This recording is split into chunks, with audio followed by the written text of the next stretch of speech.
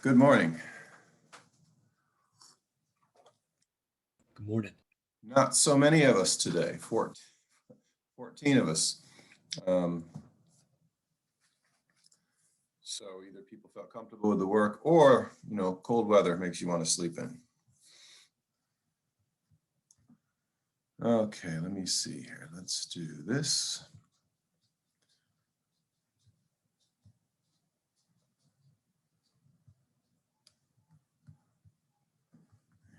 We don't need that anymore. Okay. Here's where we are. February 3rd. Quiz 3, the quiz for Module 3 is due today. The Lab 2 pre-lab quiz is due today. And then the P1, the Project 1 is due on Friday. And I put up, where did I put it? I put up some examples of Project 1s under assignments, I think.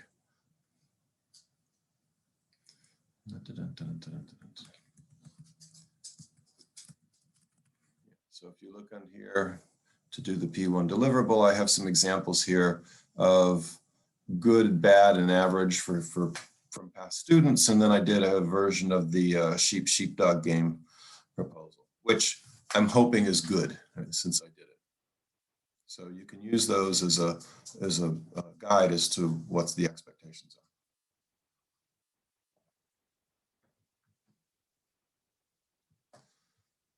And we were talking about selection and repetition. We got through the selection stuff on Monday.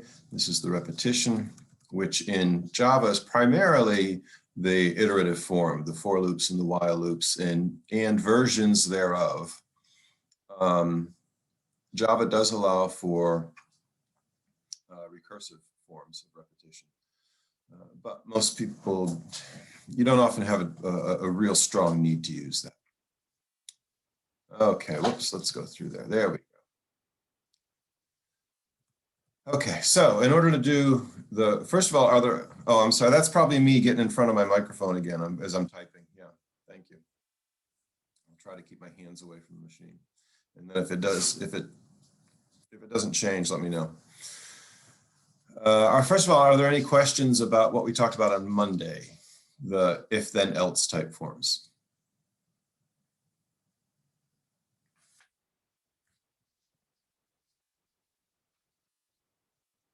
Okay. And again, you guys have had experience with this in some form. I just want to make sure that you're understanding how Java syntax works out. Okay, so let's go into repetition or loops. For if then else, I said there were 3 things needed. There was a Boolean test, something to do if the test was true, something to do if the test was false. For loops or any form of repetition, there's also 3 things that are needed. What do you think they are?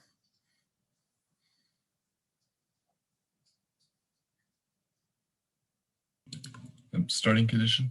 Starting condition is one of them. That's a good one. What else?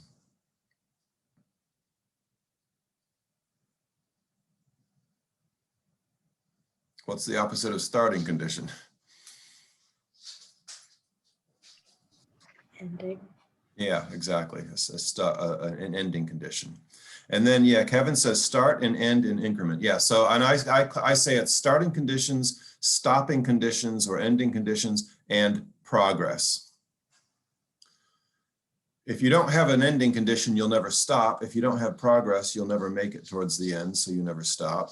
If you don't have a starting condition, or if your starting condition is all screwed up, you're not going to start in the right place. So you need those 3 things. Again, if you can abstract away the details of what for loops and while loops and there are many different variations of those things, for alls and do alls and things like that. If you can abstract that away, then and just remember that you need a starting condition, stopping condition, and progress, then it makes it easier, at least in my mind, to understand all different forms, because those things are present in all different forms. They're available in the iterative form of looping, and they're available in the recursive form. So they're there all the time. Okay. Now, everything else is just syntax. It's just formats. For for loops in Java, it's literally for, and then in parentheses, you put those three things: the start condition, the stop condition, and the progress. And then the loop body is the actual computation that gets performed. For while loops, it's a little bit trickier. You have to put the starting condition, you get to set that ahead of time, and then while something is true, that's your ending condition. And then inside the loop body is where you put the progress. And again, you guys probably know, well, when do you choose a while loop over a for loop? Or when do you choose a for loop over a while loop?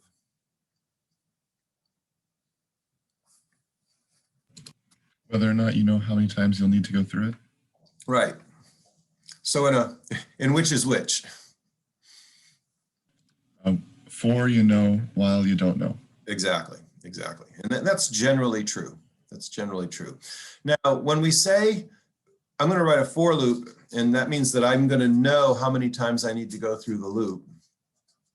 So I'm going to use a for loop. Do I know it at the time I'm writing the program? Not always. No, no. This is one of those things. Remember, one of the reasons we have repetition is to respond to data. So you can have different amounts of repetition based on the different user input or data input. So if someone says you have to go through this list and you have to do something to each element, I may not know how big the list is when I start to program, but at the time the for loop starts, by then you know how big the list is, because then the loop was input from a file or given to you by a user or some such thing. So it's, you know, at the time the program is running, not at the time you're writing the program. Okay, so here's a simple for loop example, and I'm going to move to my handy dandy notepad. Actually, it's more interactive than this. Okay, so here we're asking someone to give us an integer value, and then we're going to sum up all the integer values. And the way Java does a for loop, it's literally the word for, parentheses, and inside here you put your start condition, semicolon. That's an easy error, by the way. I often make comments. Stopping condition, and then your progress. And then, no surprise, open curly bracket, close curly bracket. Everything in between there is defining the boundary of the block or the loop body that gets executed every time you go through. Now, how does that look in general? Almost always start looks like this. I equals something. Usually it's 0. But we'll start here at I equal 1. What's your stopping condition? Oddly enough, Java has some weirdnesses when you do things inside of loops. We might need to do, you'd have to check that because int I equal 1.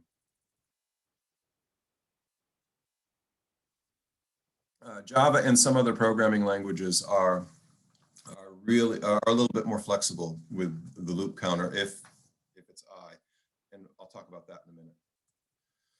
And then here's the stopping condition. I is less than n plus 1. Now I say it's a stopping condition, but and everybody calls it a stopping condition. Technically, it's a continuing condition, because as long as that is true, you continue.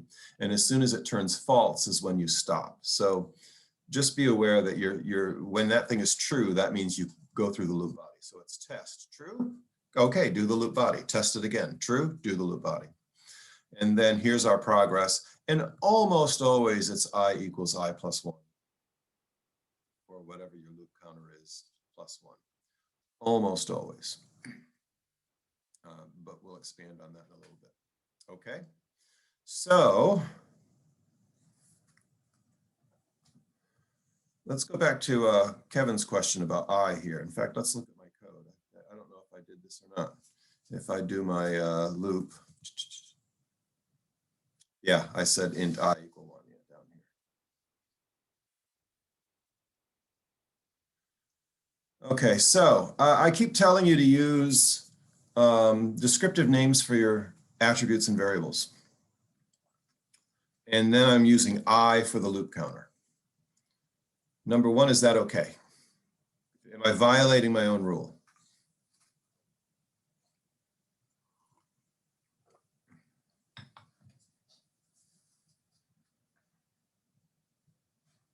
I describes a counter.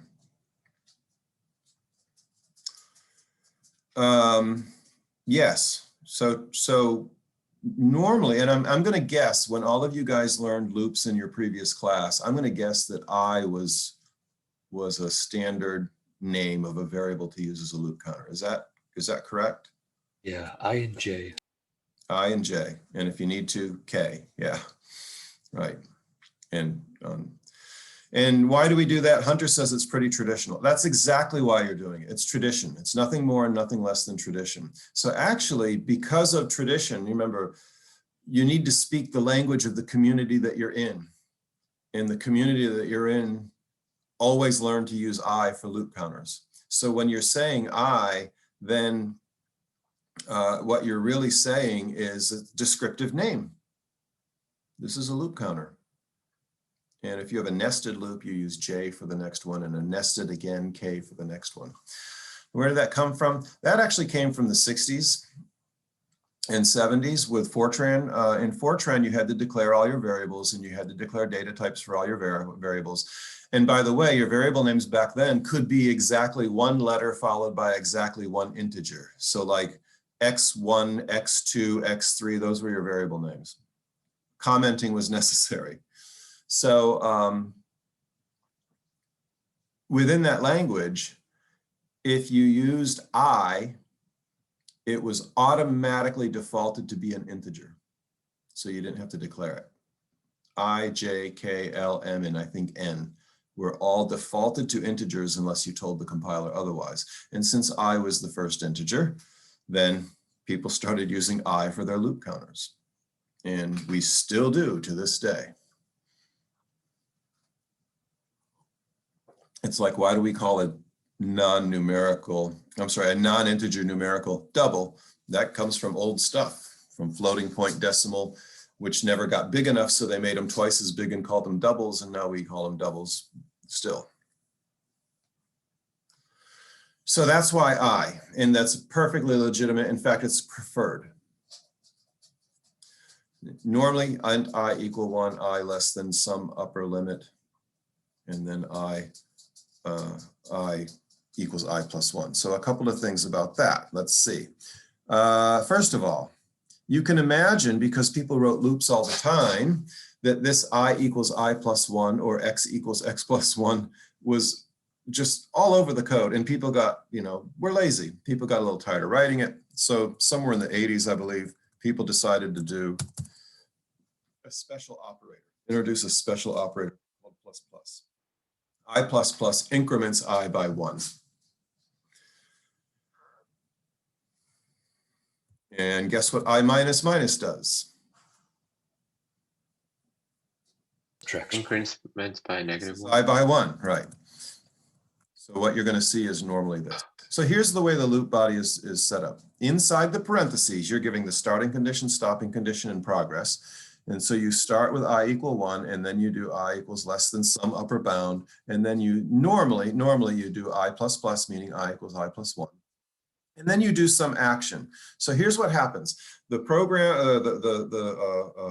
Java virtual machine will look at this and say, okay, initially I is equal to 1. Is that bigger than the boundary?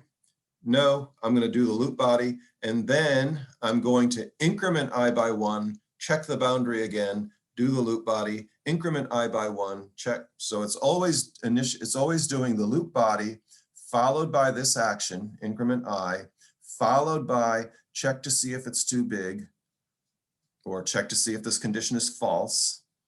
As long as that condition is true, you do the loop body again, and then you do this again. Now, could I have done I equals I plus 2? Well, could I have done that? Does it have to be plus 1? Works. Yeah, that works. Could I have done I times I? I Yes. think that also works. Yeah. Could I have done random integer? You know, whatever the correct method would be for getting a random integer. Am I allowed to do that? Yes. Yes. Yes, yes, yes. And that's the thing that you shouldn't, that's easy to forget.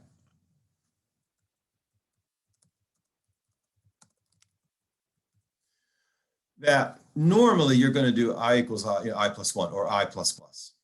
And you're going to do that 99.5% of the time, maybe more. And so people forget that it doesn't have to be that. It can be anything. And every now and then you're going to run into the weird situation where you have some kind of an odd progress that you need to make. You know, you can make exponential progress or logarithmic progress, or, you know, you can count by fives if you only need to touch every fifth, do every fifth value of I, that kind of thing. So be aware that you can put anything in there. Having said that, I would be shocked if this semester even one person did something different than I++, because it's a rare situation to actually need that. But it is there. How about here? What can you put in here? Instead of testing for I, could I have done something like that? Is that allowed?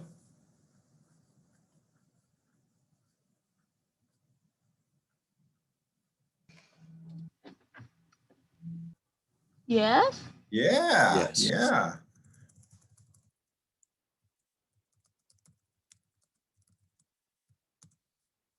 Any Boolean test is fine. Anything is fine.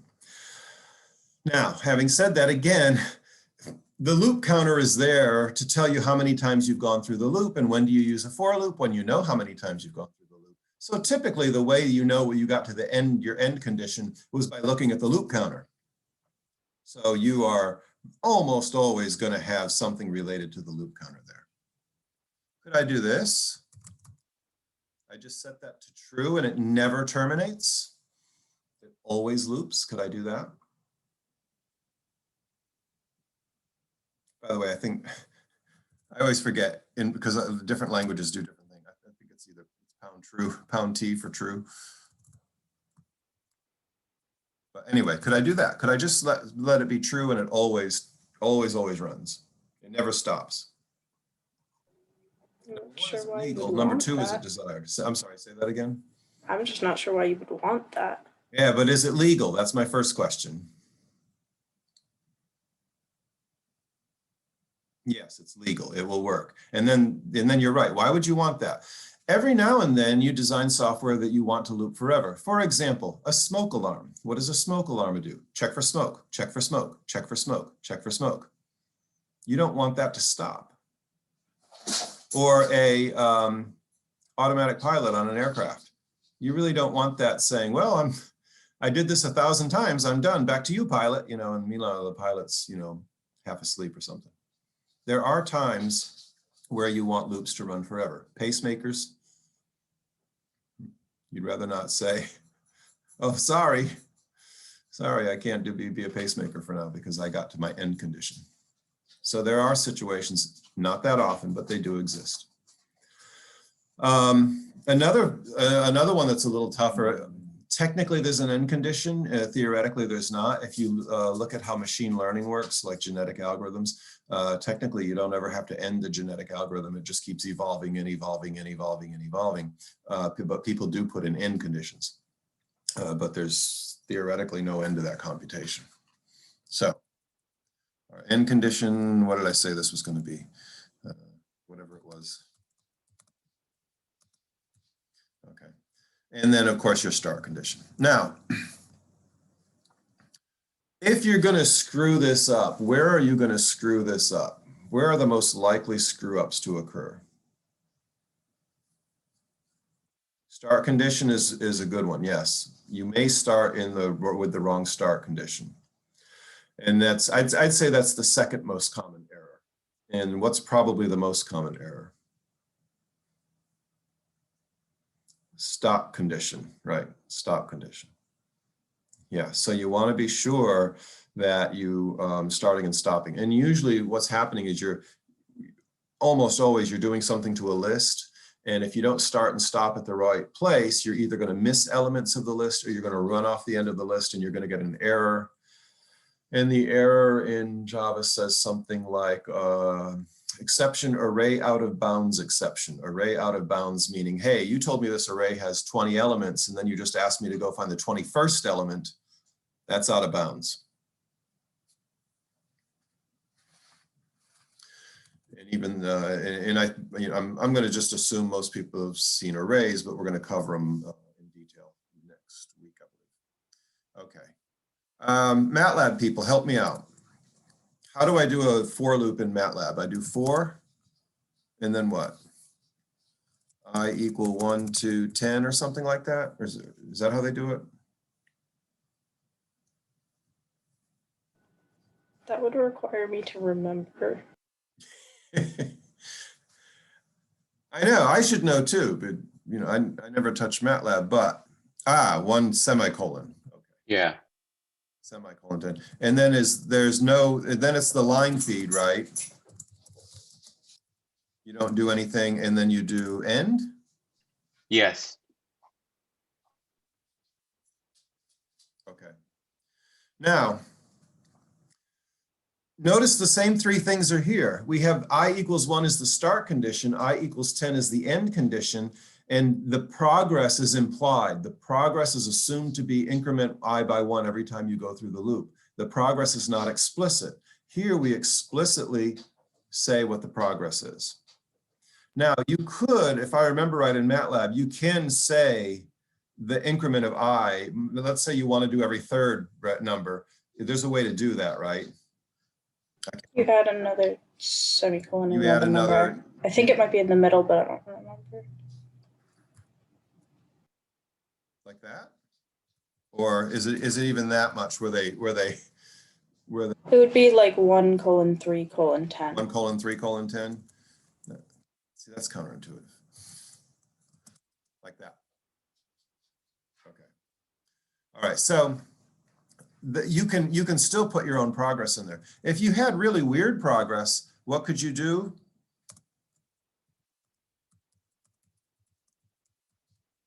Can you change the values of I in the loop body and have weird progress? Yes, yes.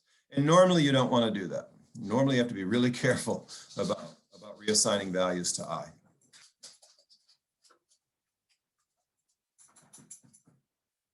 Okay, so the same three elements are there, but notice, let's go back just to standard form.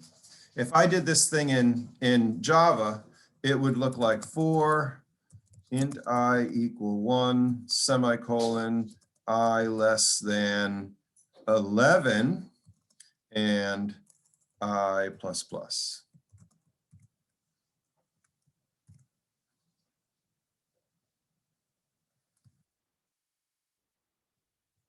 Right?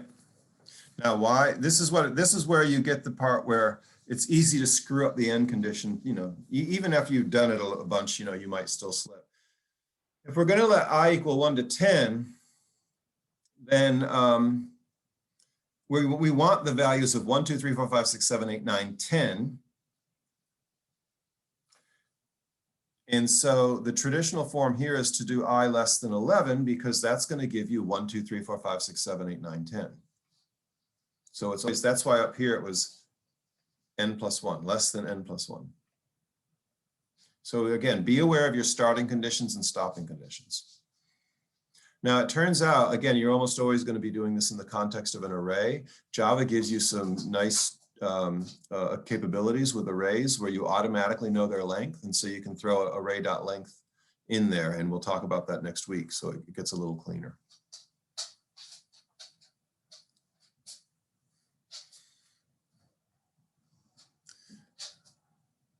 Whoops, I'll just get rid of that stuff.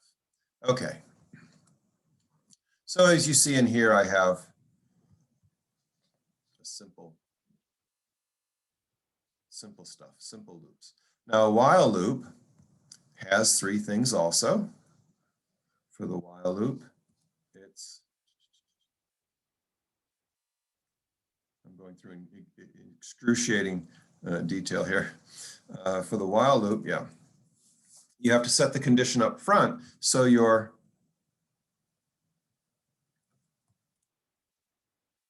start condition, try to identify where the start condition, stop condition is progresses. Here's the start condition. Here's the progress.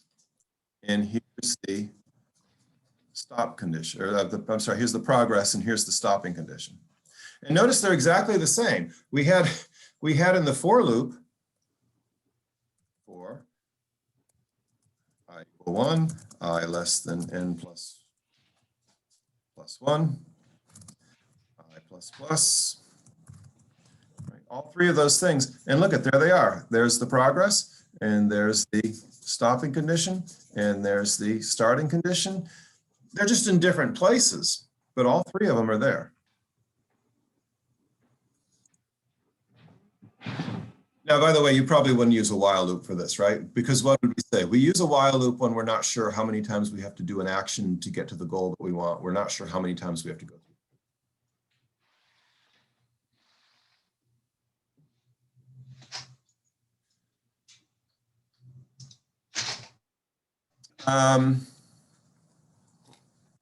One thing I can never remember, so try it. If you need to know, try it. If the user puts in 0, then the first time through the bat, I is already 1, which is not less than 0 plus 1. So we right away when we first encounter the while loop, we fail the test. And quite frankly, I can never remember, because some programming languages, you go through the loop body one time no matter what. Sometimes for a for loop, but not for the while. Sometimes for the while, but not for the for. If there are forms where you put the test at the end of the loop, those you definitely go through one time. So here's my advice. Whenever you do this, check what we call the pathological conditions, the perverse conditions. If you said, oh, the user puts in a 0, what should happen here? What should happen here is the sum is equal to 0. The loop body is never executed. Test that. Verify that.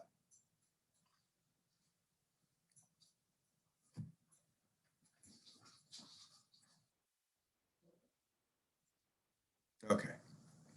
That's all my slides. Let's look at code again a little bit.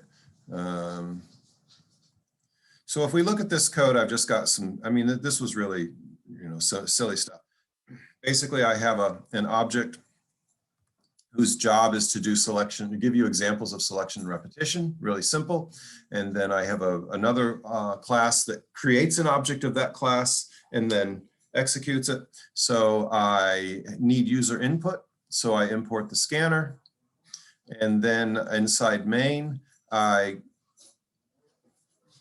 have a couple of integer values that I need to keep track of. And then I create an object of the scanner, and I create an object of my selection repetition examples class. Now, how do you know that I created a new object of the scanner class on line 22? How do you know that?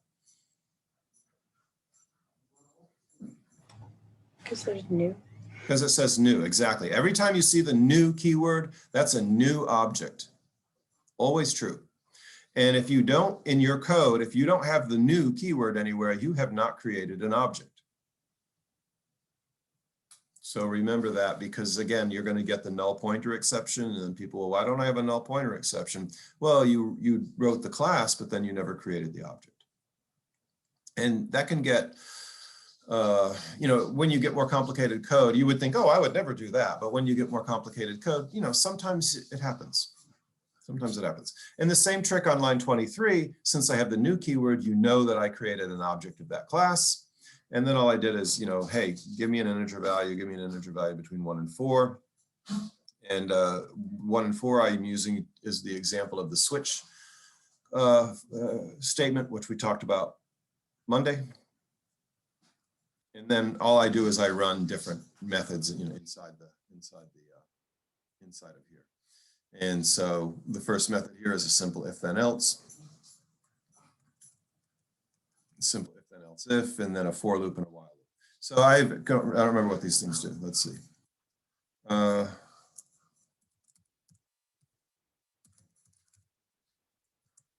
Oops. We're in module 3. Yeah. If you want to compile all your Java files at one time in a directory, start.java, if you're using console. Some people are having trouble with Eclipse for the homeworks. My recommendation, you know, you can always go to console for these things. And then I've got 2 classes here. You can hear my dogs. This cold weather has them wound up. There we go. Now I run that class, and what does it say? Main method not found. Why? Because I don't have a main method. How many attributes do I have in this class?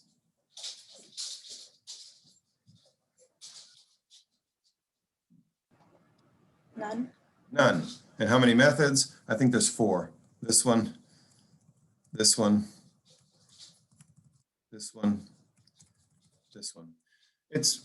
You're not going to have a main method in most of your classes. Now you're going to have attributes in most of them. This is how ridiculously simple this example is I don't even have attributes. In other words, I have an object with no description, right? Because attributes are there to describe things. And then here, how many attributes do I have in this class? That's the whole class, by the way. How many attributes in that class?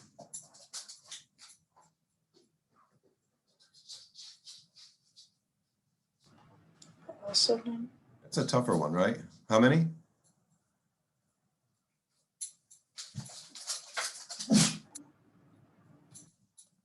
Zero? 0, because it would be on before the methods. Remember, classes are attributes and methods, so 0. And how many methods do I have? Just one. Just the one, main. And inside that method, I have variables. So I've got 2 variables here. I've got another variable here.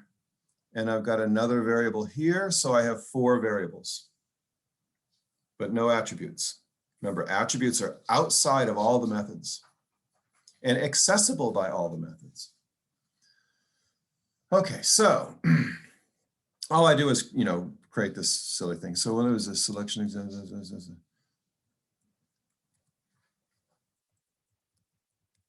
when I run this, you know, it asks me for a value. I have no idea. And then an integer between 1 and 4. And if I pick 1,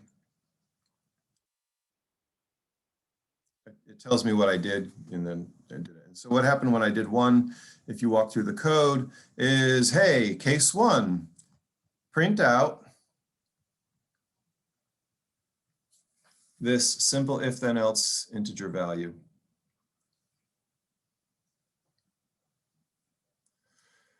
Now,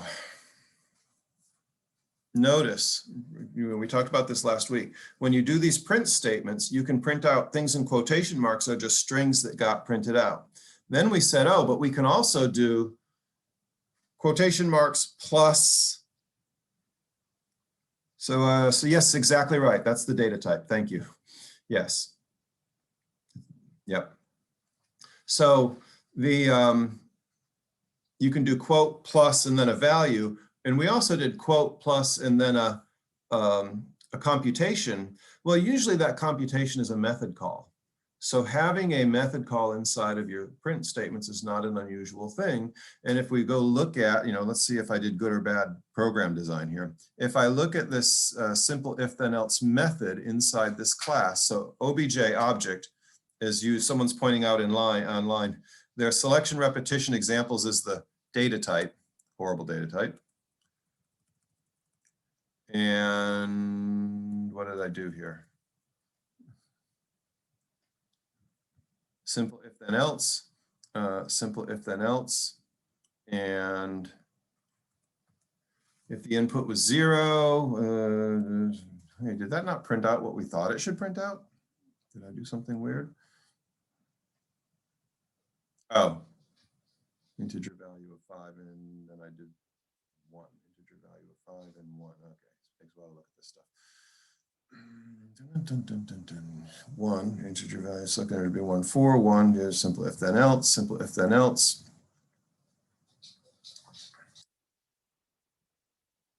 Oh, how come I didn't get that as a message? Because you're looking at if, then else if. Oh, thank you. But I should have gotten this one right. Simple if then else if. Simple if then else, right? Simple if then else. I should have gotten numbers greater than 0, numbers greater than 0. I should not have gotten. Oh, you know what I have? I have an old version of something happening. I've got a versioning issue, I think. How embarrassing. Because it really was case 3. Right.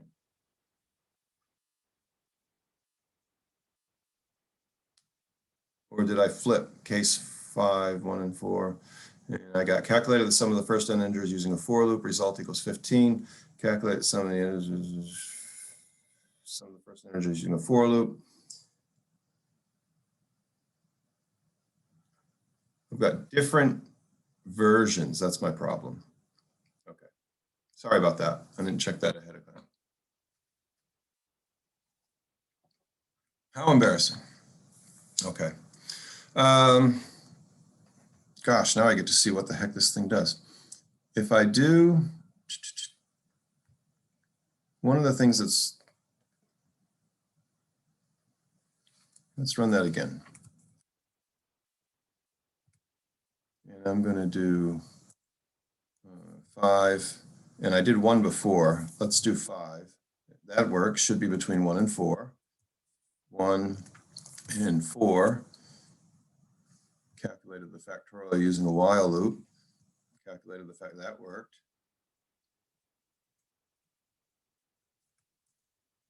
One and 3. That's, oh man, I think I know what happened. I've got it. Whoops. And 1 and 2. That's good. That worked as expected. 1 and 1. That's the one that's weird. Okay, so the only one is that one. Isn't right. I'd have to look and see what's happening inside the code. If I save this and save this, don't you love watching people debug? And then go back to Java C. And this should work out fine though. Java, oops, I can do.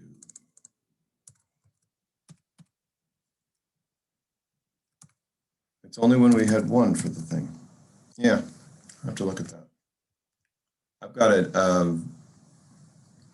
When you change code and nothing changes, there's a version issue. So I'd have to go look at that. All right, sorry about that. The other 3 worked fine. Other than that weirdness, any questions? I do have a question. So say I have a program that has 2 for loops. I'm trying to think. Are they one inside the other? No, I mean, so there's one for loop. Does the for loop at the top need to be does it need to be true for the rest of the code in the program to continue? No, only for the stuff that's in between the brackets for the for loop. Okay. Yeah. So if you've got a for loop and a for loop, and you'll probably use I for both of those if there's one after the other. And that's perfectly normal and acceptable to reuse the integer counter I. Okay. I have a question. Yes, please. So you have simple written on all of the loops. Yeah. Did that ever change? You mean when I name these things? Like how it's simple if then else, or a simple for loop? Like, will that? Never mind. Well, yeah, that's just the name of my method, right? It's the example. Yeah. So that's all it is. They're simple. Because again, as you saw, if I did else. I could have done nested if then else's, or I could have done if then else's, if then else ifs with nesting inside of those, things like that. Or as we talked about, I can do really weird things with a for loop, but this is just a basic for loop with a start, stop, progress. Yeah. Okay, did you name the method selection repetition examples for the sake of demonstration, or is it a common convention? I named the, which method are we? It's, I named the class selection repetition examples so that we know what it is. That's, by the way, a longer name than you'll have for most of your most of your classes. And then I'm naming the methods what they are. This is a simple example of an if then else. So the name of the method for the sake of is a common convention, name the object after the data type. Are you talking about here? Line in the controller file, line 23? Yeah, okay. So here's what this means. We're declaring a new variable, and so we have to do data type variable. Notice, by the way, inside the methods, I don't do public private. I just do the data type, that's that, and then the variable name. And since this is not a simple primitive variable like an integer or a double, it's a class, and I want to create an object of that class. So I use the new keyword to say create an object of that class. And then you always do this with the parentheses. It's the name of that class with the parentheses. And the reason you're doing that is you automatically get from Java something called a constructor method. And so what I'm doing is I'm calling the constructor method for that particular class or that particular data type, if you will. And so I'm calling the constructor method. And so it matches that class, because if I put something else in there, I'm going to get an object of a different class, and it won't make sense. I told the computer here, does it make sense? I told the computer here, hey, I'm about to build you an object of this class. And so I have to put the constructor for that class after the new keyword. And we'll talk about what that means in terms of what the Java virtual machine is actually doing. You know, it's setting up memory locations, and each class has its own pattern of memory locations. So if you try to trick it and say, hey, I need you to do this pattern, oh, by the way, build me a different pattern, then it's going to call you on that. And we're going to talk at length about that because of how inheritance works. Okay, does that help? Other questions? I got to find out why my code's not working. I won't do that in real time with you. That'll be miserable.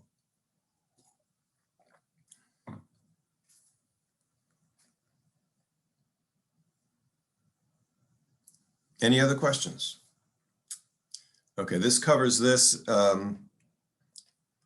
section, and then next week we get into arrays and methods, and then I'll start to talk about how I think it's a good idea to code things up,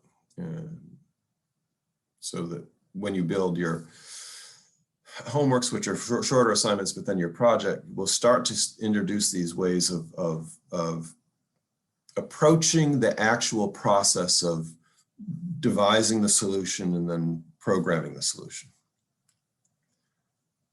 And again, I think, you know, all of you have seen arrays in the past in order to get into this class. And so it's a reminder of what these things are and a definition of what they look like in Java, and then talking about how we actually use methods. This example was showing if then else's and loops, but it was a horrible use of methods. Not good value to it. All right, if that's it, then we're done. Unless there's questions. Thank you. Thank you, guys. Thank you. Thank you. Have a wonderful All day. right. Thanks, you too. Thank you.